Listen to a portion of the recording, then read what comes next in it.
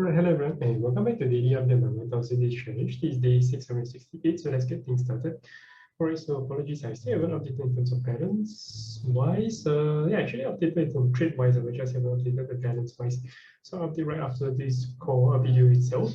Other than that, today is just Monday itself. So looking just a Bitcoin close, but we do have a very nice Bitcoin close in terms of weekly chart itself. Is that we have got a small little rate supportive candlestick for 1 week, 2 week, and 3 consecutive weeks itself. And in addition to that, we also see less of a selling or pressure over here. So I do see that we have a very strong likely chance that we're going to bounce in this coming week ahead, etc. So the reason why is very simple. I would see that the excessive sell-off pressure seems to be declining over here. So even if we have a weak bounce, we're very much likely to retest even this 31.5K region itself.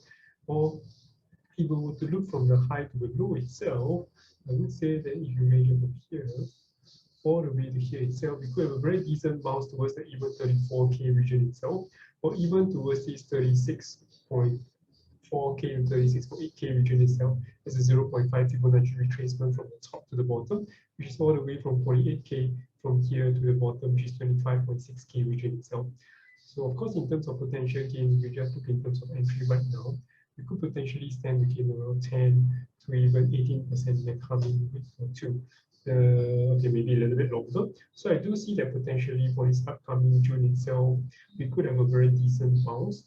But bearing in mind that it could still be a bear rally in the sense that we could still see a potential drop off in the sense, or we could consolidate over here in the descending triangle before we actually retest or even lower low in that particular perspective.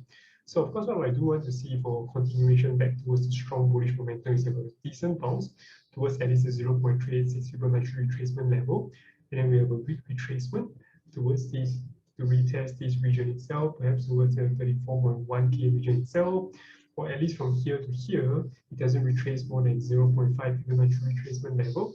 And then we have a strong bounce thereafter and break this high over here, in which case that could potentially mark a swing in terms of momentum wise. But until that has taken place and we break strongly above this 39 or 40K region itself, I still lean towards that we could potentially still see further short-term bearish, mid-term kind of bearish momentum for Bitcoin itself for at least the year 2022.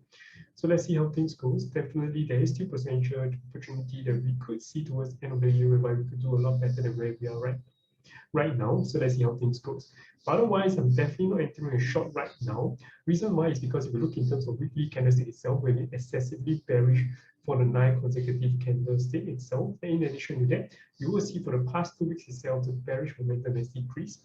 And we can see some sort of support coming in on the weekly chart, which is not what you want to do if you're looking for a short setup on the shorter time frame on the daily or for hourly chart, which is directly right below in terms of hierarchy level wise that I see it.